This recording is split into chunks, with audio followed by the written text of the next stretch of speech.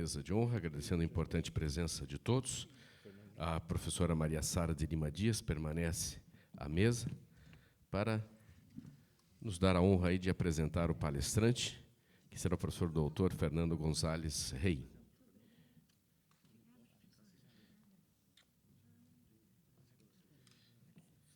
Passo a palavra, então, à professora Maria Sara. Obrigada, Gilson. Obrigada, os componentes da mesa. Obrigada, Gilson. Eu vou fazer uma pequena apresentação, então, do nosso palestrante. Fernando Luiz Gonzalez Rey, doutor em Psicologia pelo Instituto de Psicologia Geral e Pedagógica de Moscou, doutor em Ciência pelo Instituto de Psicologia da Academia de Ciências da União Soviética, foi presidente da Sociedade de Psicólogos de Cuba, foi decano da Universidade de Havana, vice-reitor da mesma universidade em Havana, é professor titular e pesquisador do Centro Universitário de Brasília, professor do Programa de Pós-Graduação em Educação da Universidade de Brasília, no grupo de pesquisa Subjetividade na Saúde e na Educação, casado com Albertina Mirtija Martinez, doutora em Psicologia, professora do Programa de Pós-Graduação em Educação da Universidade de Brasília, e também forma parte do corpo docente da Universidade de Buenos Aires, a quem agradeço a presença neste evento. O professor Fernando Luiz é convidado a ministrar cursos em diversos países, em diversas instituições de ensino, em diferentes partes do mundo. Para citar algumas, a London School of Economics, a École des Hautes Études de Ciências Sociales, na França, Monash University, em Melbourne, na Austrália, a City University of New York, em Nova York, a Universidade Autônoma de Madrid, na Espanha, a Universidade Autônoma do México, a Universidade de Valência, a Universidade de Buenos Aires, a Universidade Interamericana de Porto Rico, a Universidade Complutense, a Universidade de São Paulo, e agora está aqui conosco na Universidade Tecnológica Federal do Paraná. O foco do seu trabalho é o desenvolvimento do tema subjetividade, numa perspectiva histórica-cultural, para a qual ele tem trabalhado arduamente numa proposta que vai integrando o teórico, epistemológico e metodológico. É autor de dezenas de livros, eu não vou citar todos os livros do professor Fernando, mas vou destacar alguns: Sujeito e Subjetividade, o enfoque histórico-cultural, a epistemologia qualitativa e subjetividade, o social na psicologia. É autor de mais de dezenas de capítulos em livros e acho que centenas de artigos, também não vou citar todos, em revistas internacionais de relevo. O seu trabalho é de relevância para o problema da subjetividade em psicologia e em áreas afins, na educação, na saúde, nas pesquisas sobre trabalho, na interdisciplinaridade. Ele foi agraciado com o Prêmio Interamericano de Psicologia no Congresso da Sociedade Interamericana de Psicologia em Costa Rica. É professor convidado e visitante na Universidade de Madrid, na Universidade de São Carlos da Guatemala. Estuda Vygotsky desde sua formação em Havana, em Cuba. Viveu para aprofundar temas ligados à pesquisa. E ele me dizia: Sara, eu sou um cientista. Não precisa dizer, nós já o sabemos há muito tempo. Essa curiosidade científica, esse espírito de atividade científica, de profunda dedicação em vários países pelo mundo, em várias viagens, demonstram a relevância histórica da sua presença, professor. O professor trouxe à luz um peculiar olhar sobre Vygotsky, um olhar que é só dele. E essas implicações vão definindo momentos de importância ao longo da sua trajetória, ao longo da sua vida. O senhor nos dá um legado humano pela sua presença, pela pessoa que é. Significa a importância do problema da subjetividade em psicologia, que também pode ser sintetizada como a emergência do sujeito. No contexto de estudos, realiza essa grande oportunidade que nós temos deste curso. O professor normalmente ministra palestras de 1 hora e pouco, e aqui eu tomei a ousadia de convidá-la a fazer um curso sobre teoria da subjetividade e epistemologia qualitativa em pesquisa, que daremos início. Mas o professor é uma pessoa especial, uma pessoa peculiar, e cumpre aqui a sua missão profissional, como ele mesmo disse em um dos seus livros: o que eu desejo é semear entre meus leitores a audácia criativa e o questionamento, 2 atributos essenciais para o desenvolvimento do pensamento humano. Essa fala está no prefácio do Pensamento de Vygotsky. Muito obrigada, professor, com a palavra.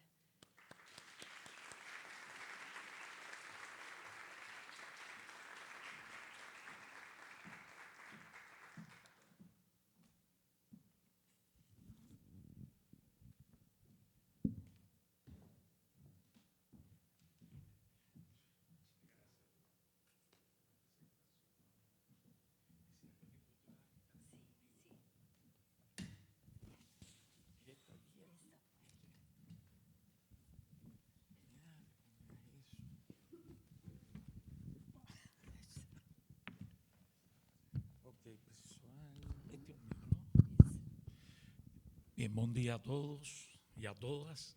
Isso eu de praxe. Eu queria especificar, le agradeço infinitamente a Maria Sara pelas suas palavras, mas eu sempre prefiro quando vou falar, porque cada fala é um desafio e um acto de confrontação. Ou seja, todo o que é a priori pode cair depois de uma fala. Então, eu queria esclarecer que quando eu falei eu sou um cientista, era porque ontem me senti ameaçado pela professora Maria Sara de estar aqui na mesa inaugural. E eu le falava, eu sou um simples cientista, ou seja, não cientista no sentido da ciência, está por encima de... Porque eu penso que quizás a mais humilde das profissões é a ciência. Porque quando você produz pensamento, você vai percebendo na marcha de sua produção que sempre o que está por produzir e os desafios são muito maior do que nós estamos produzindo. Desafortunadamente, na instituição científica abunda a arrogância, a prepotência, mas quase sempre a arrogância é de pessoas que produzem pouco. Porque o produtor sempre se está confrontando com seus limites. Portanto, um verdadeiro cientista, um cara que faz ciência, não é um cara que está por encima de. É um cara, como todos, que se dedica a um tema interessante, que é produzir saber. Tem outras profissões que também produzem saber, e não necessariamente através da ciência. E eu realmente queria, antes de começar o tema, fazer simplesmente uma introdução, porque já me enterei acá que tem físicos, químicos, educadores, matemáticos. Então, não tem nada pior que falar de um tema frente a tantos profissionais diferentes. Então, um pouco, em palavras simples,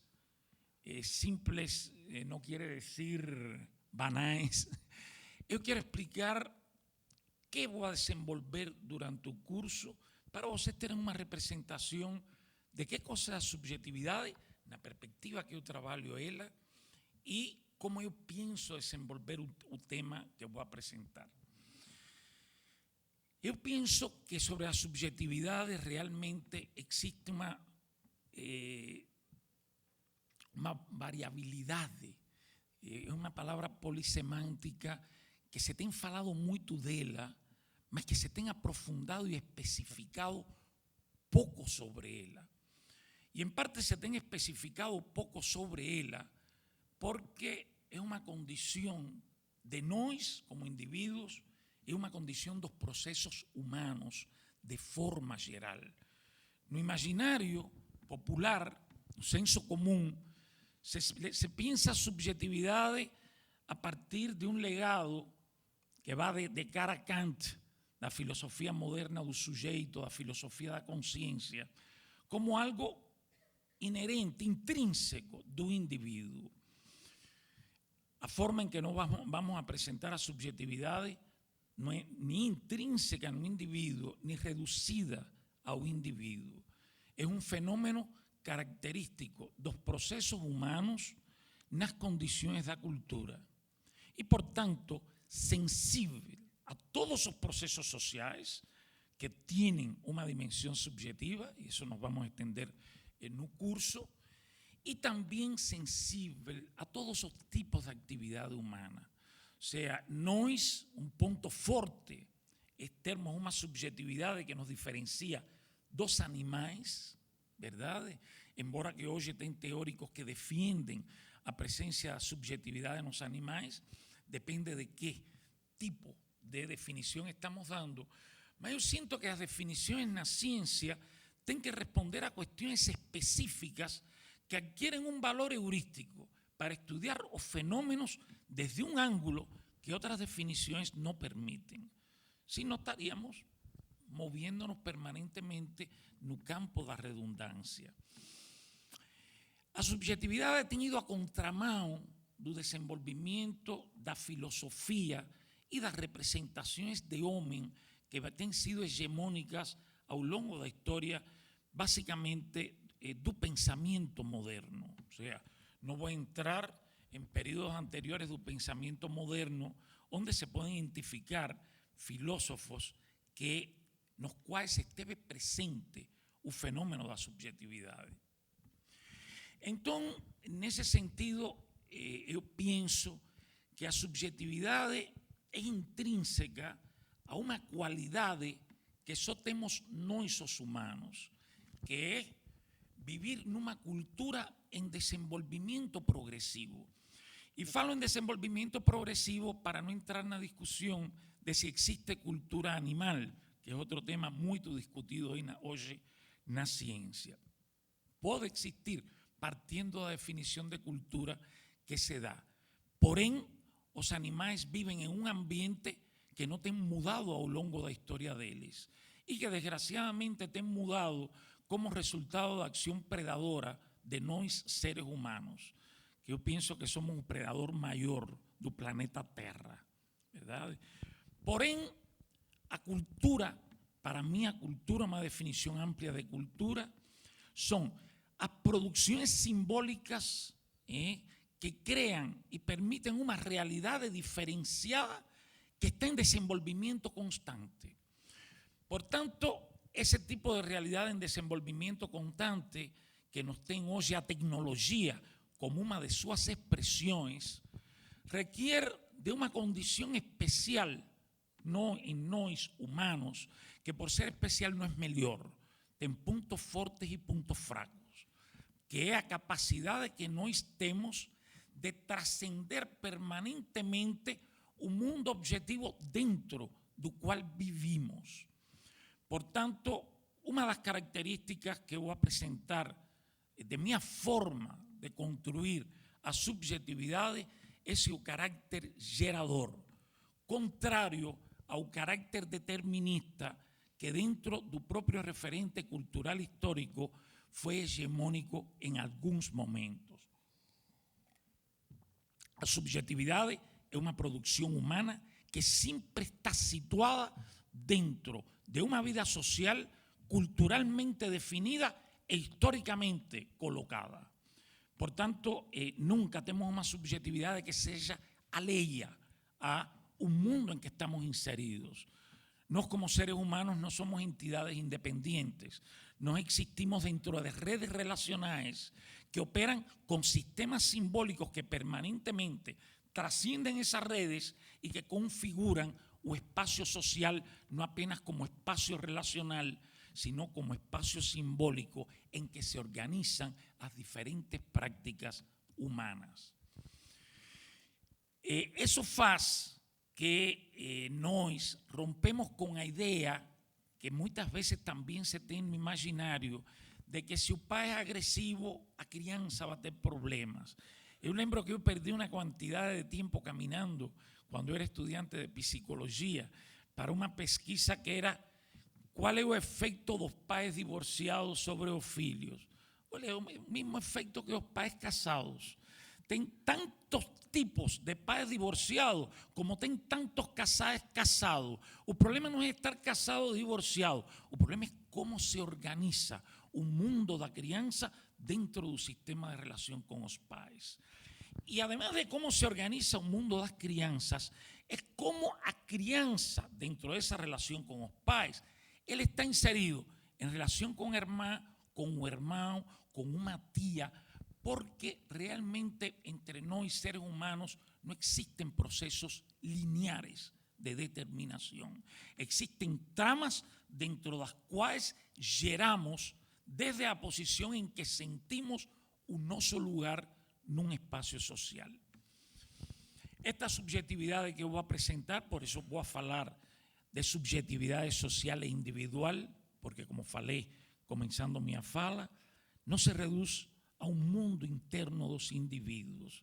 É um fenômeno que ontologicamente tem uma especificidade em relação à linguagem, em relação ao discurso, em relação ao diálogo, e sua especificidade em meus trabalhos se define pela unidade inseparável do simbólico e o emocional, porque desgraciadamente nossa tradição intelectual moderna tem sido tremendamente racionalista, intelectualista e cognitiva. E o fenômeno da motivação humana sempre se viu como uma função que estimula, que impulsa, verdade? Inclusive ainda se usa em nosso vocabulário necessidades para falar do mundo subjetivo. Temos necessidades do corpo. A gente tem fome e vira ansioso, vira um pouco nervioso, vira tenso. Mas as coisas que nos movimentam nos processos mais complexos, como eu estar dando esta palestra acá, não estão subordinadas à imediatez de um estado que vai encontrar satisfação.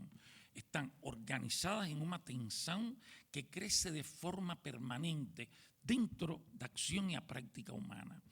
Eu lembro muito claro quando a García Márquez, quando terminou o livro dele, O General em seu Laberinto, deve ser assim a tradução ao português, El General em seu Laberinto em espanhol, le perguntou o entrevistador que ele se devia sentir muito satisfeito. E ele falou, não, me sentia satisfeito en tanto estamos escribiendo un libro, en tanto yo estaba escribiendo un libro, porque la satisfacción humana no se consigue pela reducción da tensão, se consigue pela tensão que permanentemente abre novos caminhos e permite o desenvolvimento subjetivo ao qual me vou a referir posteriormente. Então, o que eu estou trazendo acá não é um conceito específico da psicologia, é um conceito das ciências humanas. Eu, inclusive, diria que tem muitos sociólogos, como Norbert Elias, o próprio Max Weber, verdade, quando falava do papel da religião no desenvolvimento do capitalismo, embora que a isso le dava, bueno, essa foi uma tendência do pensamento moderno, querer procurar o factor que é essencial, quando normalmente os fenômenos humanos são uma configuração de uma multiplicidade de factores que definem a natureza de um processo. O próprio Norbert Elias, o próprio Alain Torrand, vocês me desculpem, eu não falo francês, Alain Torrand, são sociólogos que têm trazido o tema do sujeito e o tema da subjetividade em uma dimensão realmente sumamente interessante.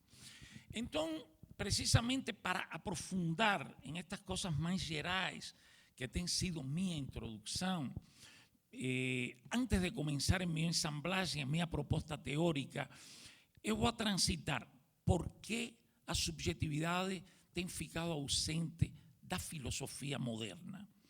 Mas mesmo ausente, está implícita em muitos dos filósofos que às vezes se usam para negar a subjetividade, verdade? Depois vou a transitar porque minha proposta sai de um referente que foi a psicologia cultural histórica soviética, que é paradoxal, porque foi psicologia cultural histórica mas foi essencialmente uma psicologia individual. Ou seja, não teve estudos grupais, não teve estudos institucionais, porque ideologicamente o lugar do Estado omitia o papel do intelectual refletindo e se posicionando frente aos problemas da sociedade. Porém, foi uma psicologia que teve uma importante ancoragem no pensamento dialético de Marx. E basicamente em dois de seus exponentes, Rubinstein e Vygotsky. Também Anani, Smiacichev, a Escola de Leningrado. O que é engraçado que às vezes acá se tem hipertrofiado uma figura que na verdade foi um carrasco da psicologia cultural histórica, que foi Alexei Nikolaevich Leontiev, que disfrutou junto com Luria de algo que Vygotsky nunca teve, poder político. Não tem nada pior para distorcer a ciência que termos aspirações políticas. E isto não vou falar, não vou lançar esta piedra ao ar, vou demonstrar biográficamente por que Leontiev foi a antítesis da psicologia soviética e por que, quando foi enterrado Vygotsky, a filha de Vygotsky não permitiu que Leontiev e Luria carregaram o caixão do féretro. Então, essa psicologia não entra no tema da subjetividade porque esteve marcada por duas contradições muito fortes. Até o ano 40, estava dividida em idealismo e materialismo. E o idealismo era um inimigo político. Por isso foi expurgado Chelpanov, que foi o fundador do Instituto de Psicologia, onde depois Kornilov convida a Vygotsky. Não vou fazer, claro, um repertório de porquê desta psicologia, mas, ao nível de perguntas de vocês, pode responder de qualquer coisa que les interesse dos distintos campos que, por razões dos objetivos do curso, eu tenho que ir passando com uma relativa rapidez. Portanto, a subjetividade que eu vou trazer aqui não é um conceito mais da psicologia, é uma nova forma de pensar a psicologia e de pensar as ciências humanas e de dialogar com outras formas que geram inteligibilidade sobre outros fenômenos que não têm sido o centro de nossos interesses. A ciência nunca é um monopólio. As ciências são teorias diferentes que geram inteligibilidade sobre questões diferentes. E essas inteligibilidades permitem campos de práticas diferenciadas. Então, vou começar a minha fala. Eu sei que ninguém aguanta muito mais de uma hora de fala, por isso eu falo uma hora, vocês podem ir levantando suas perguntas, discrepâncias, coisas que queiram comentar, comentários a acrescentar. Eu vou falar uma hora até 11 horas mais ou menos. Não sei se intervalo, bueno, depende como vocês se sientam ou como eu me sinta. Às vezes a necessidade faz, porque o corpo tem uma presença, a subjetividade não imita o corpo. Então, não sei, terei necessidade ou você de fazer xixi, tomar café. Podemos dar um intervalo, porque não somos tantos e dá para ter 15 minutos e voltar com as baterias recarregadas. Mas eu quero começar por um breve percurso da filosofia moderna. O sea, Descartes, se puede considerar el fundador de la filosofía moderna, inicia un camino que tiene un filósofo muy interesante, marxista, que básicamente su campo es estética, que es Frederick Jameson, que le dice, yo no sé por qué a conciencia y el cogito se fueron deslizando imperceptiblemente al tema de la subjetividad. E é real, ou seja, o tema da subjetividade é encapsulado por toda a filosofia que vem a partir do giro da linguagem e do giro discursivo posterior, mas em um caminho muito influenciado pelo giro da linguagem, como se a subjetividade ficara encapsulada na filosofia do sujeito moderna. E é muito engraçado porque um dos inimigos vibrantes da subjetividade, que foi Gadamer, siguiendo el posicionamiento de Heidegger, que claro que enfocó todo sistema teórico como metafísico, después me puedo extender en esto. Gadamer le responde a Derrida en una polémica donde Gadamer usa el termo conciencia y Derrida le dice que él es un metafísico. Y dice Gadamer, parece que el colega Derrida no sabe que los conceptos no son sustancias y que un concepto gana su significado dentro de una lenguaje que le permite una posibilidad que otra lenguaje no permite.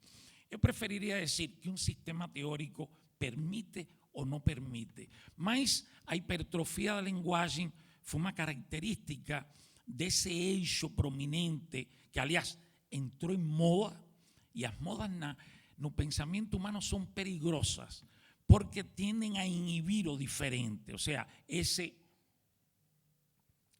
eixo de Wittgenstein, Heidegger, Gadamer, Derrida, Foucault, que es uno de los autores que yo voy a usar para defender cómo en sus últimos 10 años realmente toma a importancia da subjetividad, y con certeza Rorty, que en esa cadena inserta a John Dewey, que esto completamente en contra, porque Dewey fue uno de los primeros filósofos en colocar os fenómenos humanos da linguagem pasan se integran na imaginación a través das emociones humanas. Ese es un antecedente fabuloso para a subjetividad como yo coloco ella, ¿verdad? Está en un libro, yo pienso que tiene 2 libros de Dewey, que sin falar de subjetividad son un importante antecedente para el tema. Un libro, Natureza y Experiencia, y un libro, A Reconstrucción da Filosofía. Porque uno de los problemas graves que yo siempre veo en la psicología y critico es que la psicología es una ciencia profundamente inculta. O sea, no apenas porque saben poquísimo de filosofía, sino porque saben poco de otras tendencias. O sea, es engrasado como alumnos míos ya se definen como behavioristas, psicanalistas o humanistas. Yo le digo, primero seja você, y cuando você seja você, que gane capacidades de elegir, você toma un camino. Entonces existen mucho esas estructuras sectarias, dogmáticas y reflexivas dentro de la psicología que han sido mucho más una técnica, desgraciadamente, que una ciencia, ¿verdad? O sea, los grandes hombres que hicieron ciencia en la psicología fueron después distorcidos en prácticas miméticas y dogmáticas que dificultaron la producción de nuevos saberes. O sea, hombres como Kurt Lewin, Gordon Allport, que fue uno de los primeros críticos, ¿verdad? El propio Freud. Después fueron esquematizados y utilizados como guardachuvas para defender verdades y para no confrontar un oso pensamiento. Yo siempre gosto de hablar que ninguna teoría es un guardachuva para defender a verdade que você está defendiendo. No campo da práctica o das pesquisas, as teorías son sistemas de inteligibilidades para producir saberes que son saberes do autor, que você no se puede ocultar na sombra de ninguna grande teoría, porque las grandes teorías no son sistemas aplicados, son sistemas feitos para producir nuevas prácticas y para producir nuevos pensamientos que tienen, por supuesto, autores. Entonces, con ese giro da linguagem y posteriormente un giro que fue más importante, un giro discursivo, do cual Foucault, cuando Foucault introduce el concepto do discurso como práctica en arqueología do saber, que pretendidamente debía separar el discurso da linguagem, porque el discurso realmente es un sistema simbólico que integra formas lingüísticas y no lingüísticas. Por en la tradición discursiva, tanto en la estructuralista como en la postestructuralista, el discurso fue estudiado y trabajado desde un punto de vista lingüístico.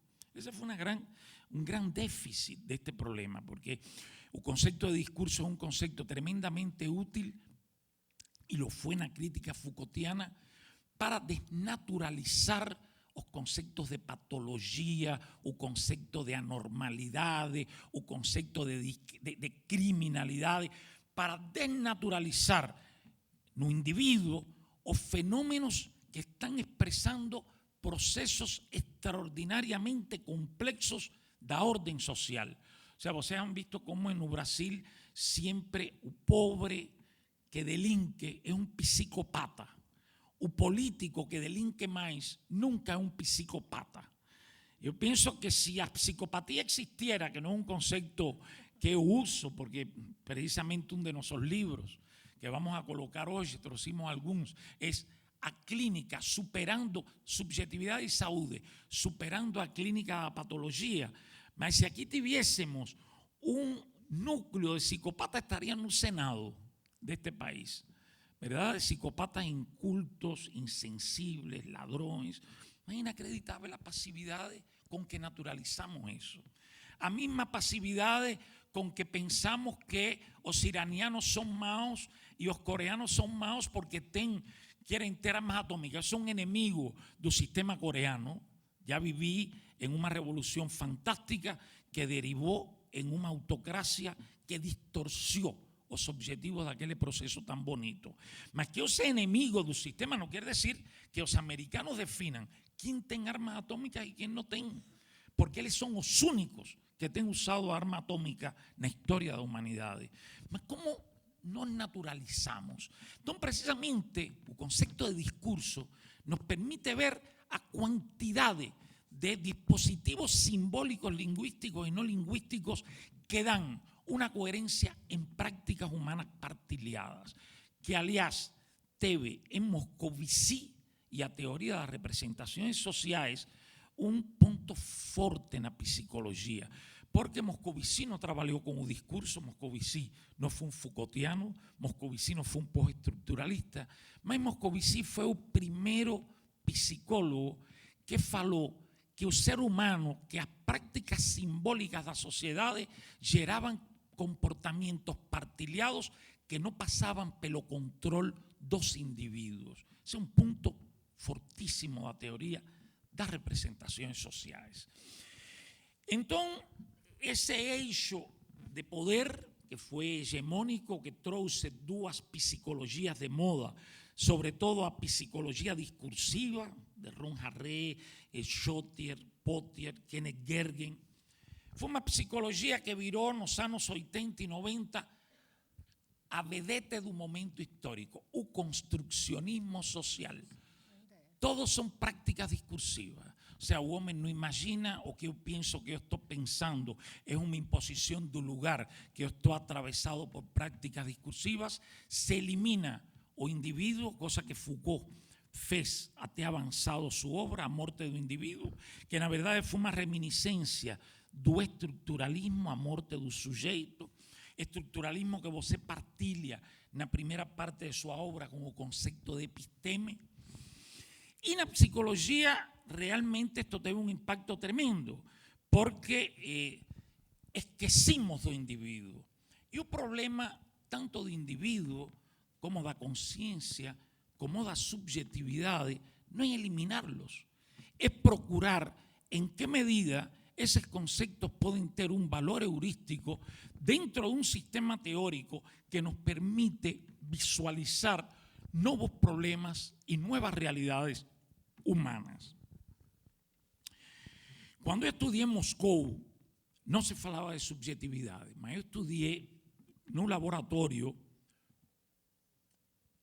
de uma discípula de Vygotsky que foi extremadamente subversiva e desafortunadamente muito pouco conhecida em Ocidente, que foi Lidia Ilyinishna Bolshevich, discípula, era membro do grupo de Kharkov, posteriormente rompe com Leontiev e se estabelece no Instituto de Psicologia que vocês escutaram, Geral e Pedagógica de Moscou, com um laboratório de estudos sobre a personalidade. a psicologia soviética tem uma visão de personalidade muito diferente que a que dominou Occidente, ou seja, personalidade como conjunto de traços que caracterizam a individualidade. Não. A psicologia soviética tentou, e en esto Gordon Allport fue un grande antecedente, embora que los soviéticos no lo mencionaban, porque los autores occidentales no transitaban dentro de aquella literatura, pero Gordon Allport fue quien por primera vez falou da importância da filosofia da vida como um aspecto da personalidade. Ele falou de um conceito que ele tinha que parece ¿cómo se llama? ¿Cómo se llama esas palabras que no hacen sentido? Bueno, lembren que yo falei aquí un grupo reducido. Mi computador es un 486 y sin piezas de reposto. Entonces hay cosas que se escapan. Mas era o conceito de proprium, que era um conceito fantástico. Igual que o conceito de complexo em Jung é um conceito fantástico. Não pelo conteúdo do conceito, pela dinâmica do conceito. Porque os conceitos são ferramentas para construir caminhos de inteligibilidade. Então a psicologia soviética se separa de uma concepção conteudista, de conteúdo, da personalidade. E começa a trabalhar muito como a personalidade é essencialmente um sistema motivacional dos seres humanos. E vienen conceitos complexos como formação psicológica, verdade? Que é um conceito em que eu fiz meu doutorado, que era, por exemplo, Boschovich não falava de motivo pela profissão. O conceito motivo não existia. Ele falava de sistemas motivados. E a esses sistemas le chamou formações motivacionais. E o princípio da formação motivacional é que nunca existe um motivo isolado. Pero ainda os estudos eram muito primários. Então, eu lembro que eu, em minha tese, fui o primeiro em relacionar como a motivação moral em um país como Cuba, que nos momentos heroicos do triunfo da revolução, a moral, o compromisso com o outro, a solidariedade, eram valores muito importantes. Como tinha jovens que eram capazes de deixar seu interesse individual e ir a uma carreira que o país necessitava. E como desenvolvían a capacidade de desenvolver e avançar nessa carreira. Esses estudos são muito lindos. E aí estava o germen de minha concepção de subjetividade, que veio de forma posterior. Incluso autores russos actuais, como Tolstói, Banchir, dizem a subjetividade estava indiretamente presente na psicologia soviética a través do conceito de personalidade. Claro, Boschovich foi a primeira que falou: a personalidade não é um reflexo do mundo, é um sistema gerador de mundos. Olha que interessante. Porque essa é uma contraposição que o materialismo mecanicista sempre tem tido muita dificuldade em compreender.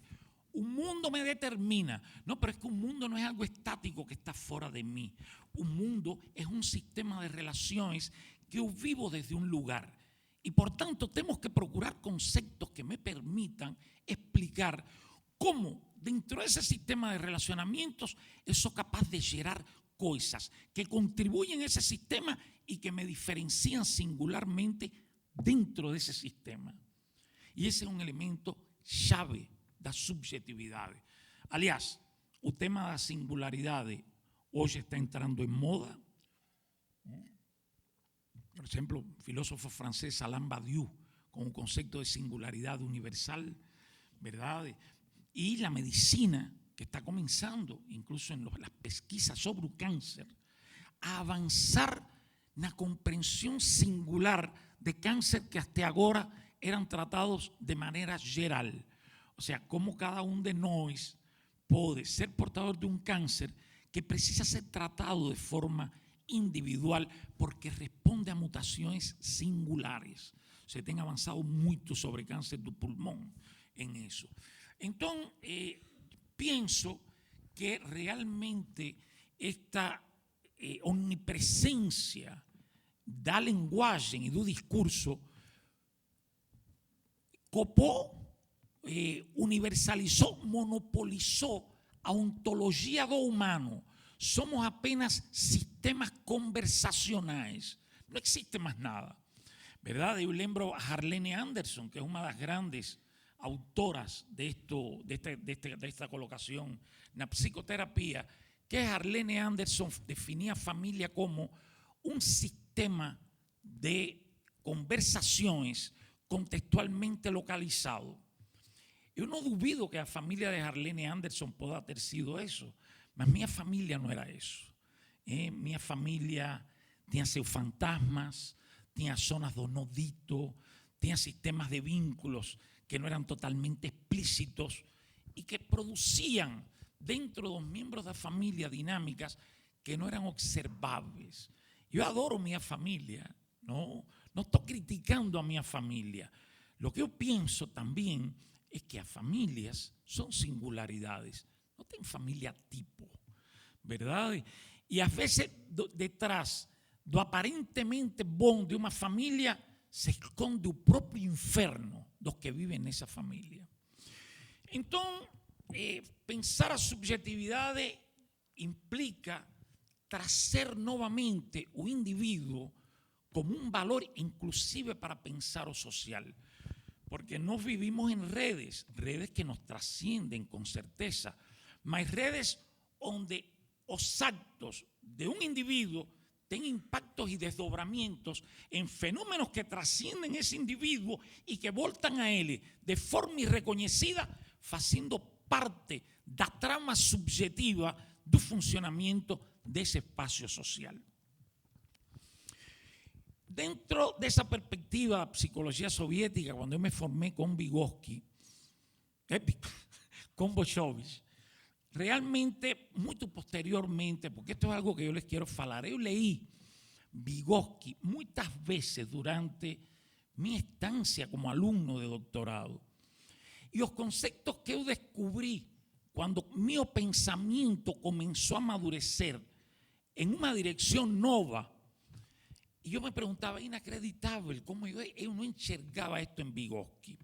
Y yo les voy a falar agora de por qué fueron Vygotsky y Rubinstein, como yo coloqué no inicio, os que trouxeron quizás, junto a Bolshevich, os antecedentes más importantes para pensar a subjetividade desde outra perspectiva. É interessante que Vygotsky foi, eu penso que o único autor do pensamento humano que foi célebre en Occidente antes de su obra estar publicada en ruso. Una cosa inaudita. O sea, o Vygotsky que fue aprendido en Occidente, o Vygotsky de Michael Cole, de Brunner, de James Welch, que tuvieron un grande mérito, porque todos ellos, con excepción de Brunner, pero Michael Cole en los años 63 y posteriormente en los 67, James Welch, los dos son míos amigos, aprendieron ruso para ir lá y trazer na confrontación con la psicología cognitiva da metáfora do ordenador norteamericana y con el behaviorismo, trazer una psicología sensible a los problemas culturales. Só que todos nós, me incluyendo, interpretamos a los autores a través de nuestros recursos, de nuestros saberes y de nuestra visión del mundo. Y ni Cole, ni Welch, ni Brunner supieron ver que el pensamiento de Vygotsky no era monolítico y que Vygotsky no era aquel caballero andante con una lanza na mão que iba contra la reflexología, que Vygotsky era algo mucho más complicado que eso y que tan peligroso como a reflexología fue a psicología behaviorista reactológica que desenvolvió Kornilov entre 1923 y 1926 en un laboratorio de psicología de Moscú. No sé si me falla, yo creo que llegó hasta 1930. Y que fue en ese laboratorio donde se congregaron Luria, Leontiev y posteriormente en 1925 entró Vygotsky. Se vocês estudiam Vygotsky, tem que ler o autor. Vocês não podem estudar Vygotsky por conceptos en moda. A mí me da risa cómo se apresenta a veces nas aulas sobre cultural histórica, que la psicología cultural histórica tem como conceptos principais o reflexo, a mediación do signo e as funções psíquicas superiores. Ese fue un periodo instrumentalista de Vygotsky, ¿verdad? Que fue de 1927 a 1930 o 31. Hay discusión entre los autores. Cuando Vygotsky pensaba que la función psíquica superior era una ferramenta de acción. Y, si ustedes estudian, Vygotsky, cuando define función psíquica superior, a diferencia da función psíquica elemental pela mediación do signo. Mas nunca nos fala que cosa é a función psíquica, que cosa é o pensar. Pensar é apenas a mediación da palavra em operações da mente. Não. Pensar tem um componente muito mais forte, que a psicologia